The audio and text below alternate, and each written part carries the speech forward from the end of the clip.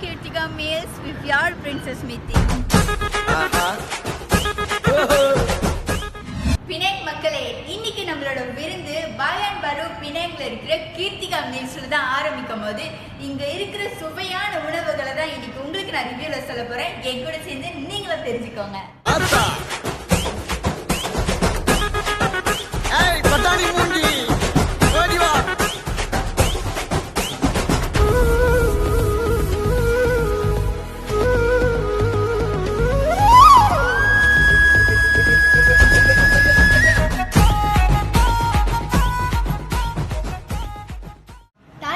வந்து நம்ம இன்னைக்கு எப்படி சாப்பிட போறோம்னு பார்த்தீங்கன்னா, ஆர்டர் பண்ண ஒரு ஐட்டம்ஸாக நம்ம இதில் வச்சு தான் அதோட டேஸ்ட் எப்படி இருக்குன்னு நான் சொல்ல போகிறேன்.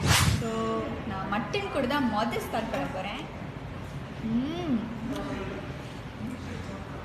அருமையாக இருக்குது. மட்டனை வந்து அவங்க ரொம்ப பொடியாக ஸ்லைஸாக கட் பண்ணி இந்த கருவேப்பிலை ஸ்பைசஸ்லாம் போட்டு ரொம்பவே வந்து ஸ்பைஸியாக இருக்குது. அண்ட் இந்த ஸ்டாலி செட் கூட வச்சு சாப்பிடும்போது அந்த ஸ்பைசினஸ் குறைஞ்சி ரொம்ப ஒரு சுவையான ஒரு டேஸ்ட் தான் நம்மளுக்கு இது கொடுக்குது. அடுத்தது பார்த்தீங்கன்னா கேரளா ஸ்டைல் சிக்கன் ஃப்ரை.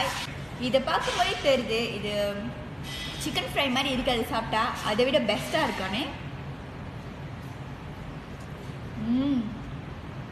இந்த சிக்கன் ரொம்ப சாஃப்டாக மெதுன்னு பாப்கார்ன் மாதிரியே இருக்கு. இது வந்து நெஸ்டம் ப்ரான். ஒரு கிரன்ச்சியான டேஸ்ட் இருக்குது, முறுமுறுப்பாக இருக்குது. ஒரு ப்ரான் முறுக்கு மாதிரி இருக்குது, பட் இதுக்குள்ளார ஜூஸியான ஒரு ப்ரான் நம்மளுக்கு கிடைக்கிது. அதோட டேஸ்ட்டு வேறு ரகங்க, வேறு லெவல். இந்த மிக்ஸ் வெஜ்ஜியோட அவியலோட கிரேவி தான் நான் முதல்ல டேஸ்ட் பண்ண போகிறேன்.